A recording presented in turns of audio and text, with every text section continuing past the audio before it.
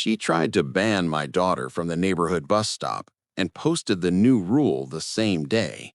By sunset, there was already a laminated notice zip-tied to the bench, and my daughter was told to wait outside the gates starting tomorrow. The bus stop wasn't anything dramatic, just a concrete pad beside the internal road, a metal bench bolted into the sidewalk, and a standard yellow district sign planted behind it. Every weekday at 7:12 a.m., the same routine played out. Brake lights glowing in a slow line of cars, kids adjusting backpacks, the bus folding open with that hydraulic hiss. That morning, I saw something different. As I pulled up, the HOA president was already there in a bright blazer, standing directly in front of the bench.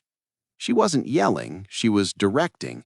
She held a clipboard in one hand and was motioning children into a loose line against the curb.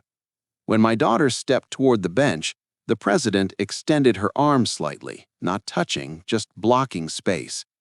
"You'll need to wait outside the subdivision gates," she said evenly. "This stop is restricted." My daughter looked back at me, confused. The bus headlights turned the corner at the far end of the road. I parked, stepped out, and walked toward them. The morning air was cold enough to show breath. "Restricted by who?" I asked. She pointed at the bench. There it was, a freshly laminated sign, attached with white zip ties around the metal slats. "Private community bus stop, authorized residents only." Below that, "Children must be listed in the HOA registry. Non-listed students must wait at the external stop." The external stop she was referring to wasn't even inside the subdivision. It was beyond the main gates, along a narrow shoulder next to a busy feeder road where cars didn't slow down. "The district placed this stop here," I said. "This bench is HOA property. We have liability concerns." The bus pulled in, the door opened. She stepped aside for the children she approved, checking off names as they boarded. My daughter stood beside me on the curb while the bus driver leaned slightly out the window. "Is she riding?" the driver asked. "She's registered with the district," I said. The HOA president shook her head. "Not on the community list." The driver hesitated, then glanced at the growing line of cars behind him. "She can board today," he said carefully, "but we need clarity."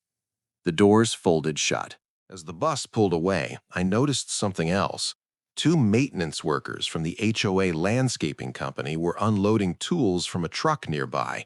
One of them was digging along the edge of the concrete pad, not removing the bench, but measuring the perimeter.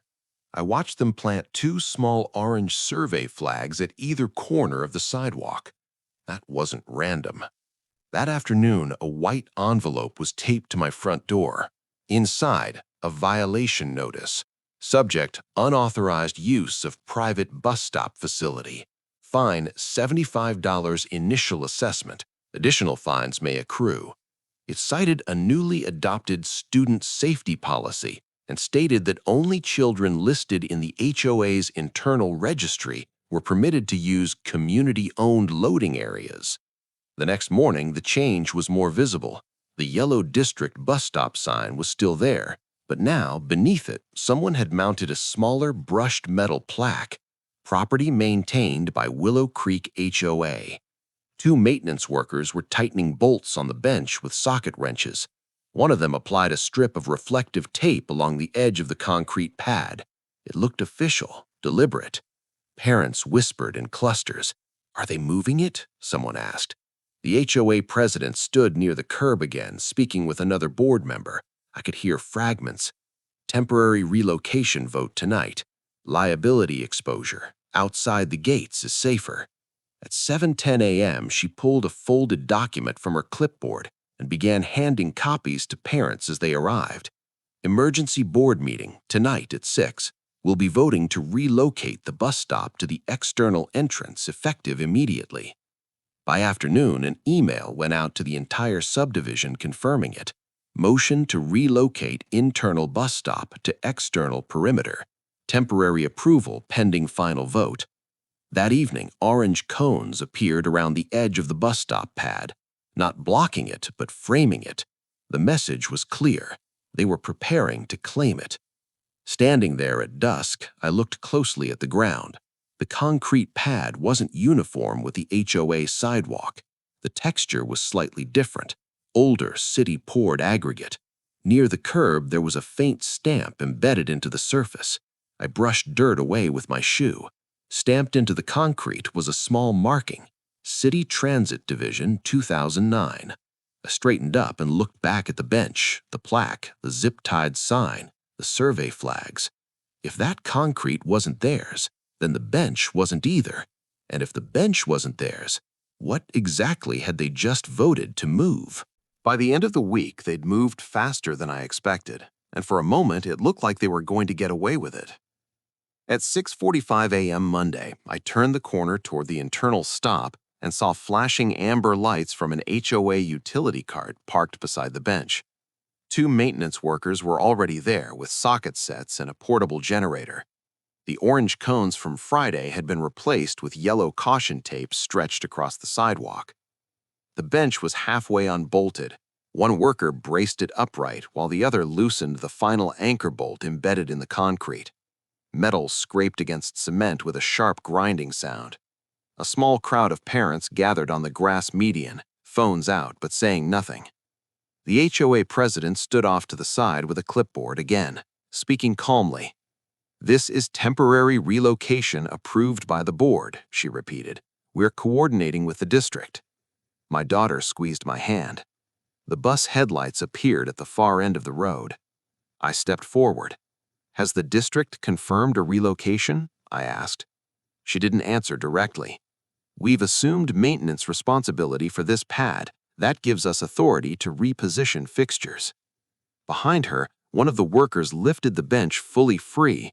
The metal legs left 4 exposed anchor sleeves in the concrete, clean, circular holes that looked older than the bench itself. The bus slowed, confused by the caution tape. The driver opened the door halfway. "Where are they boarding?" he called. The HOA president gestured toward the subdivision gates in the distance. "External entrance starting today." Several parents hesitated. That external entrance meant walking children nearly a quarter-mile along an unshaded stretch beside morning commuter traffic. There was no concrete pad there, just asphalt and gravel. The driver looked uncomfortable, but closed the door. The bus pulled away without taking anyone. For the first time, the HOA seemed to have fully won. By 7:30 a.m., parents were loading their kids back into cars to chase the bus to the external stop. I watched from the curb as the maintenance crew lifted the bench into the back of their truck and drove it toward the gate. But what caught my attention wasn't the bench. It was the pad. With the bench removed, the concrete surface was fully visible, and now that the morning glare had shifted, I could see more markings along the edge near the curb line. Faint but deliberate. I crouched down. Stamped into the concrete every 4 feet were small rectangular impressions reading, "City of Ridgeline, School Zone Improvement."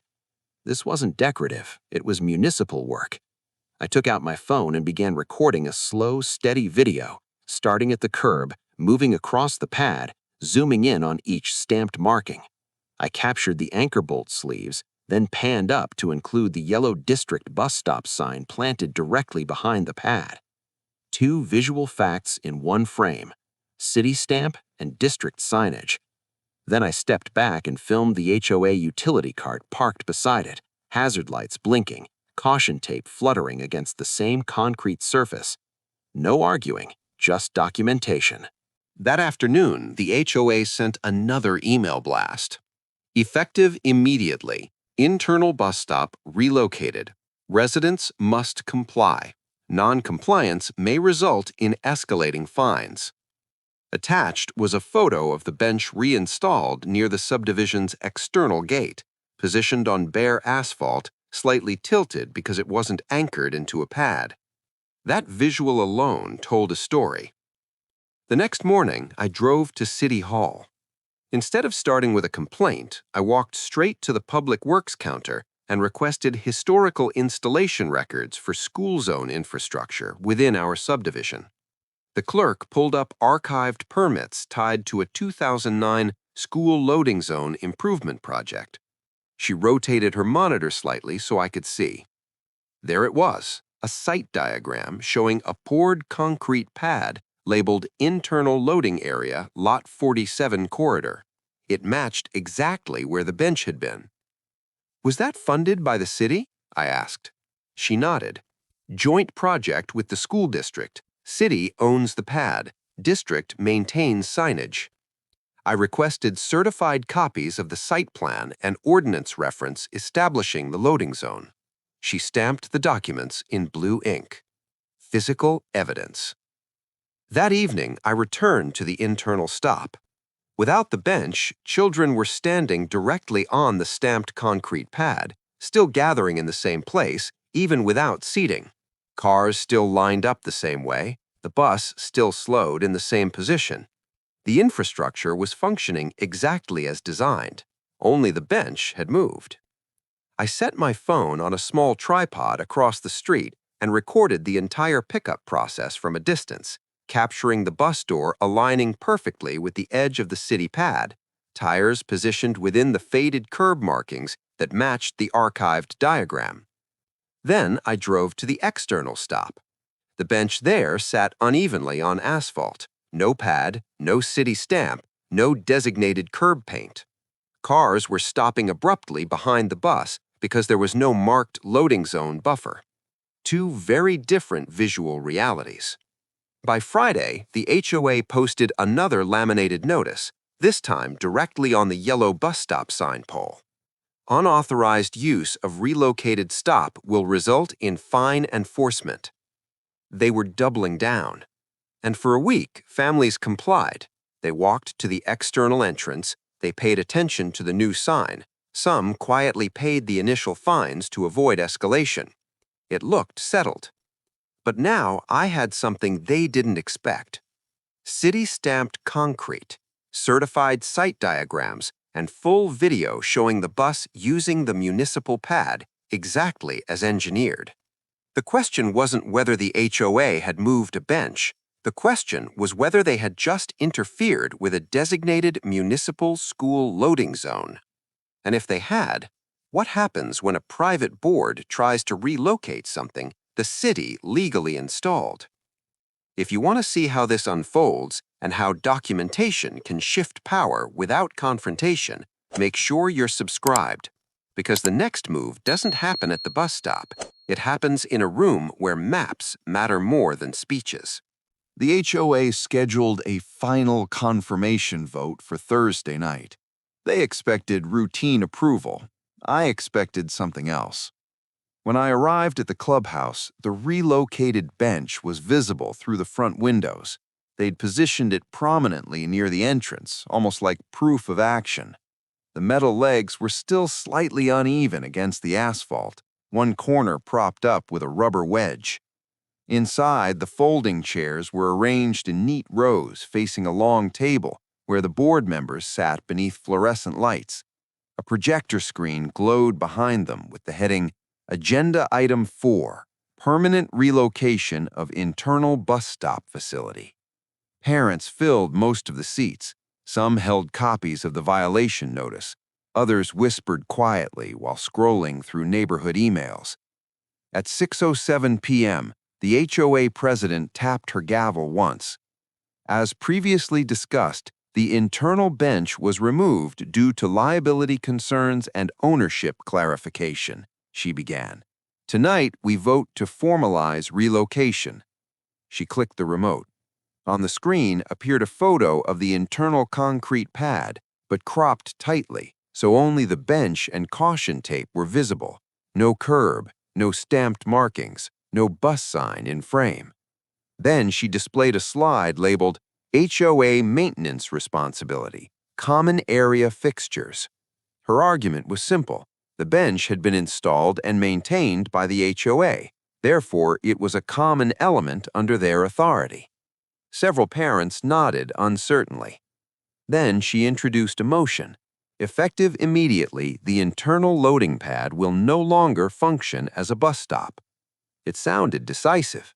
The board members began discussing placement options near the external gate. One suggested adding painted stripes later. Another proposed signage warning drivers of school activity. It felt organized, controlled. For a moment, it looked like they had solidified the win. When public comment opened, I walked to the front carrying a large poster tube. I didn't speak right away. Instead, I removed a rolled blueprint and laid it flat on the long table in front of the board. The paper extended nearly 3 feet across, detailed with engineering grid lines and official stamps in the lower right corner. The room quieted. This is the 2009 School Loading Zone Improvement Plan filed with the city of Ridgeline, I said calmly. I rotated the document so the board could see. Highlighted in yellow was a rectangle labeled Municipal Concrete Pad, Internal Loading Area. It matched the exact dimensions of the pad they had cleared. One board member leaned forward. "That's just a diagram," she said. I slid a second document across the table, a certified ordinance excerpt referencing the specific municipal code authorizing installation of school loading zones in residential corridors. Then I placed my phone on the table and played a short video clip. The footage showed the bus aligning precisely with the stamped pad, tires stopping inside faded curb paint that corresponded to the diagram. The yellow district bus sign was visible in frame, anchored directly behind the concrete slab. No commentary, just motion. The president folded her hands. "The bench was ours," she said. "The pad may belong to the city, but seating is a separate matter." "That pad," I replied, "is part of a designated loading zone under municipal code.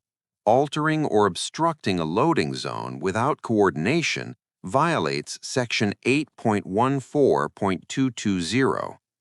A murmur passed through the room. One of the quieter board members turned to the president. "Did we confirm jurisdiction before removing it?" The president maintained composure. "We believed maintenance implied authority." Belief wasn't documentation. I reached into the tube again and removed a printed photo taken that Monday morning.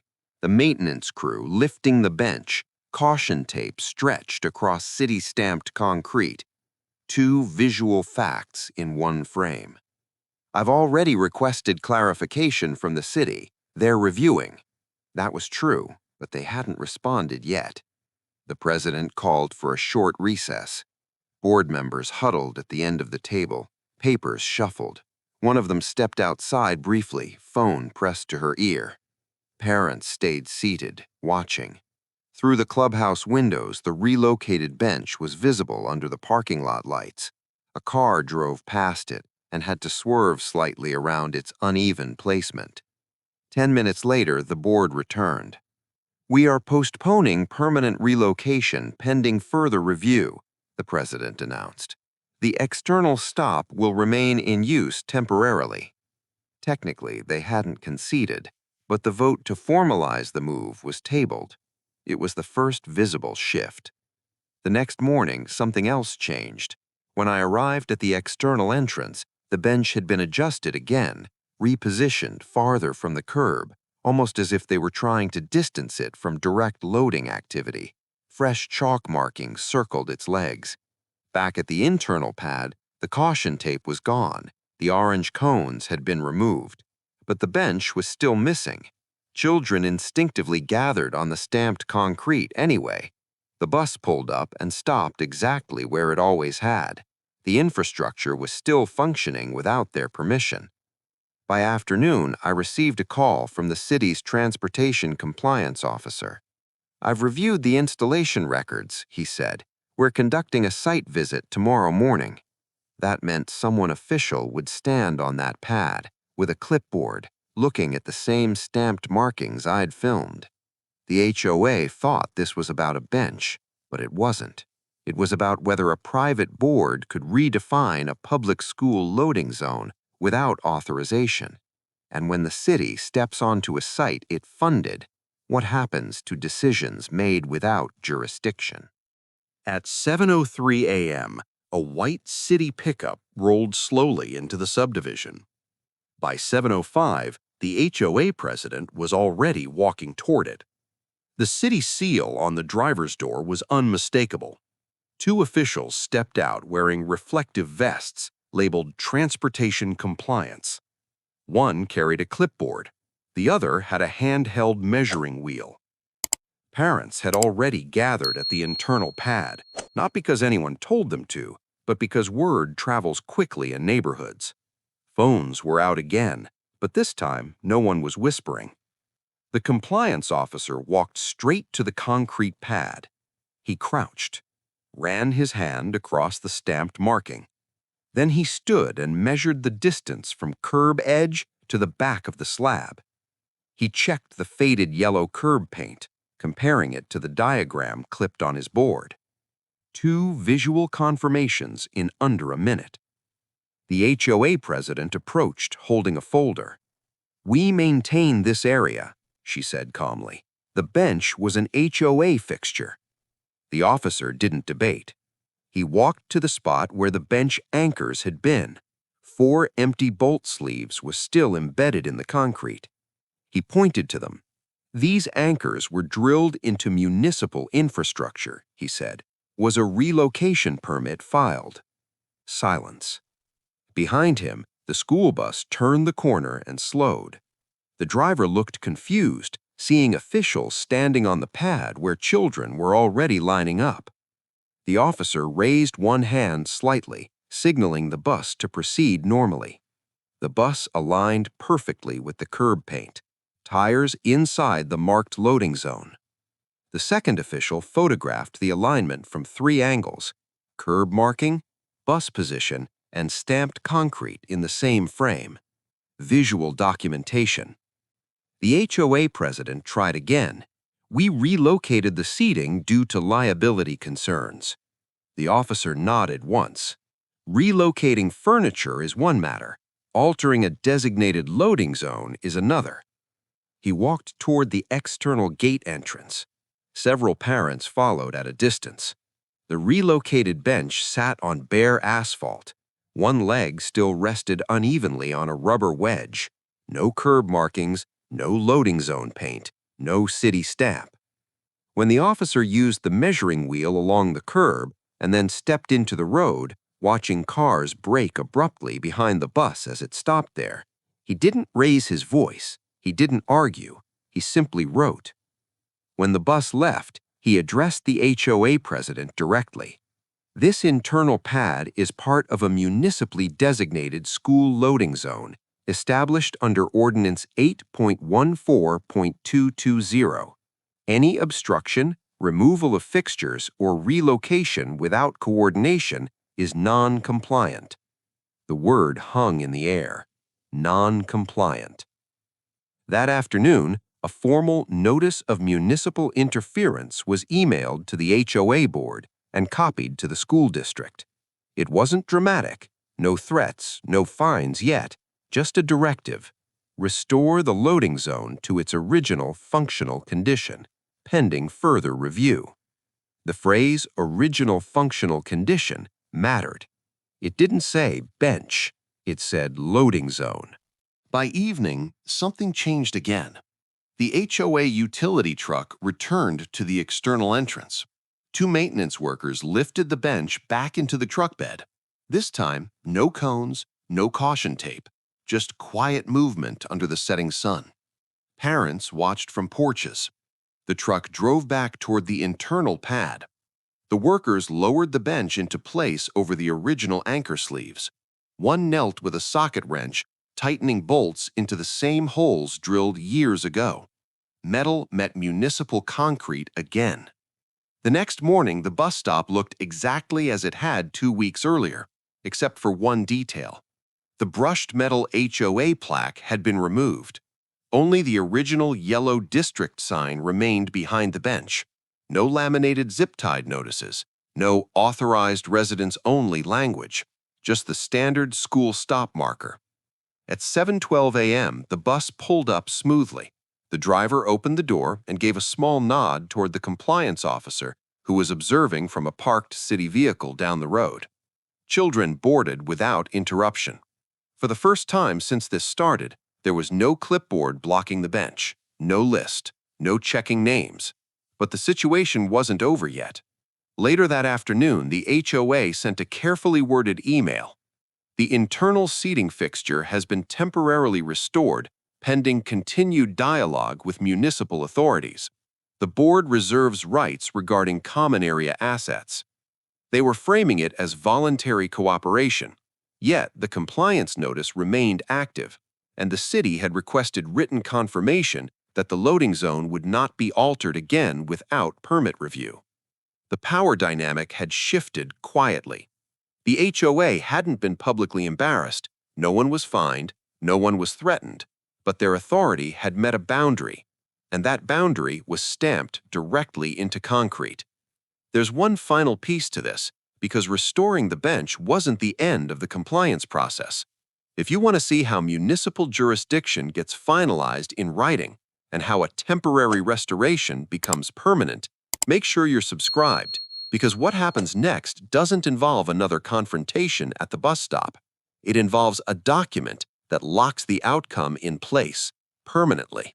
By the following Tuesday, the bench had been back in place for 5 days, but the city hadn't closed the file. At 8:30 a.m., certified envelope arrived at the HOA clubhouse. I know because the mail carrier had to get a signature and the clubhouse windows faced the internal road. I watched the president step outside, sign the handheld scanner, and turn the envelope over in her hands before walking back in. 2 hours later, another email went out to residents. Special session, municipal coordination update, Thursday, 6:30 p.m. No mention of violation, no mention of compliance notice, just coordination. Thursday night, the clubhouse felt different. Fewer whispers, more expectation. On the long table in front of the board sat a single stapled packet, thicker than the previous agenda documents. The president adjusted her microphone and began reading from prepared remarks. We've received clarification from the City of Ridgeline Transportation Division regarding jurisdiction of the internal school loading zone. She paused briefly. The concrete pad, curb markings, and associated loading alignment are municipal infrastructure. There it was, stated plainly. But she continued. The bench fixture itself was originally installed by the HOA in cooperation with the district. While the board believed relocation was within our discretion, the city has advised that removal interfered with designated loading operations. Interfered, another word that mattered. She lifted the stapled packet and held it up slightly. The top page bore the city seal and a bold header, Administrative Determination, School Loading Zone Integrity. One board member shifted in his seat. The president read the key line. Any future modification, removal, or obstruction of the municipal loading pad or its functional components requires prior written approval from the City Transportation Division. Functional components. That included the bench, because without it, the loading process had been altered. Then she placed the packet on the table. We will comply. No applause, no confrontation, just a quiet acknowledgement that jurisdiction had limits. During open comment, I didn't bring maps this time. I didn't play video. Instead, I asked one question. Will the board formally rescind the internal registry restriction tied to that stop? She looked down at her notes. Yes, effective immediately. All district-registered students may use the internal municipal loading zone without HOA registry requirements. The vote passed unanimously, but the visual confirmation happened the next morning. At 6:55 a.m., before the bus arrived, an HOA maintenance worker walked up to the bench carrying a small toolkit. He removed the last remaining zip tie from the slat where the laminated notice had once hung. Then he stepped back. The bench was plain again. No plaque, no add-ons, no warnings. Just metal legs bolted into stamped municipal concrete. The city compliance officer returned once more that week, not to confront, but to close the loop. He stood on the pad with a clipboard, checked the anchor bolts, confirmed curb visibility, and photographed the restored configuration. 2 final images entered the file. Bench secured in original anchor points. Children boarding within marked loading alignment. Case complete. By Friday afternoon, a final notice appeared in the HOA portal. Board Resolution 2417. Acknowledgement of municipal jurisdiction over internal school loading zone. It wasn't dramatic language, it didn't apologize, but it did something more important. It documented the boundary. The bus stop was no longer a gray area of assumed authority. It was defined in ordinance, in stamped concrete, and now in HOA records. The following Monday morning felt almost routine again. Cars lined up, backpacks zipped, breath visible in the cold air. My daughter sat on the bench with her friends, feet swinging slightly above the pavement. The bus rounded the corner and stopped exactly where the curb paint indicated. The door opened with that familiar hydraulic hiss. No clipboard, no list, no hesitation. As the bus pulled away, I looked once more at the concrete beneath the bench. The faint rectangular stamps were still there, embedded permanently in the surface. City of Ridgeline, School Zone Improvement. It had been there the entire time. The conflict hadn't been about personalities. It hadn't been about winning an argument at a curb. It had been about understanding what was fixed, not just physically, but legally. A private board can regulate many things: landscaping standards, parking rules, exterior paint colors, but it can't redraw a municipal loading zone with a vote and a zip tie. The bench stayed, the pad stayed, the loading alignment stayed, and more importantly, the boundary between community authority and public infrastructure was now clearly defined, in writing. Sometimes the strongest move isn't confrontation. It's simply knowing what's already set in concrete. A month later, you wouldn't have known anything had happened. That's how real resolutions look: quiet, structural, permanent.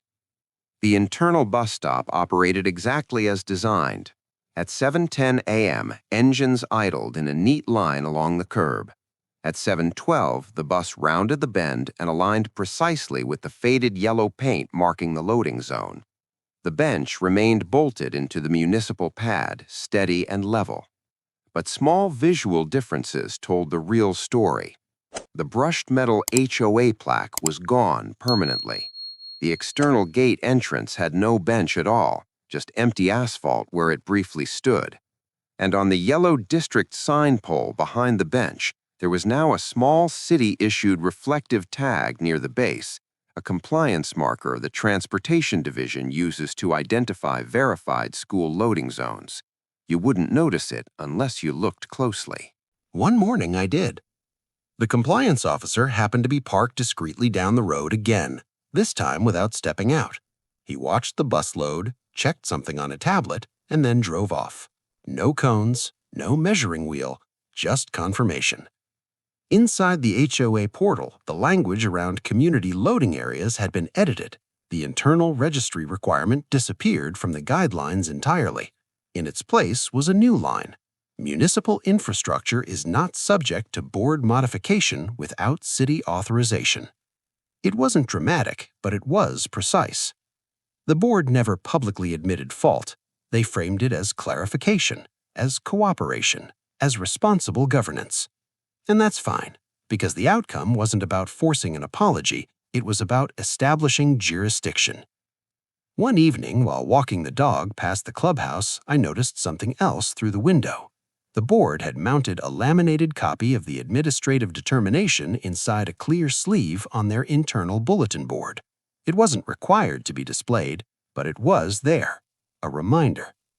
Two board members were standing in front of it, pointing at the site diagram and discussing something quietly. They weren't arguing, they were reviewing. That's what documentation does. It changes how future decisions are made. The following week, another situation surfaced in the neighborhood, unrelated to the bus stop: a landscaping dispute over a stormwater grate near a cul-de-sac. Normally, the board might have acted first and verified later. This time, they contacted the city before touching it. No caution tape, no premature relocation. The bus stop had quietly reset the standard. One afternoon, my daughter asked, "Why did they try to move it?" I kept the answer simple. Sometimes people assume authority until someone checks where the lines are. She nodded, then ran ahead to meet her friends near the bench. The bus pulled up, door folding open smoothly. Children boarded in the same order they always had. The bench didn't wobble, the pad didn't shift, the curb paint still guided the alignment. Concrete doesn't argue. It doesn't raise its voice. It simply exists with whatever authority was poured into it. The entire conflict had hinged on one overlooked detail, a small rectangular stamp pressed into wet cement 15 years earlier, a city seal hardened into the surface before the HOA board even existed in its current form. The bench was never just seating. It was part of a designated system: pad, curb paint, signage, loading alignment. Remove one piece without jurisdiction, and the system pushes back, not with drama, but with documentation. That's what resolved this. Not threats, not escalation, not retaliation. Just a site plan, a municipal code section, stamped concrete, and a compliance officer with a measuring wheel. The bus stop didn't move because it couldn't legally move. And once that line was established, clearly, visibly, in writing, the conflict dissolved. If there's one lesson in all of this, it's simple. Before assuming control over something that looks local, check whether it's actually municipal. Because some authority isn't visible until you brush dirt off the surface. The bench is still there today. Same bolts, same pad, same alignment, same 7:12 arrival. And every morning when the bus door opens without interruption, it's a quiet reminder that boundaries, when properly documented, don't need defending twice.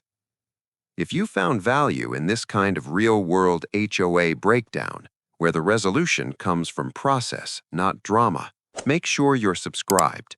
There are plenty of neighborhood conflicts that look personal on the surface until you look closer and realize the real story is hidden in what's already set in concrete.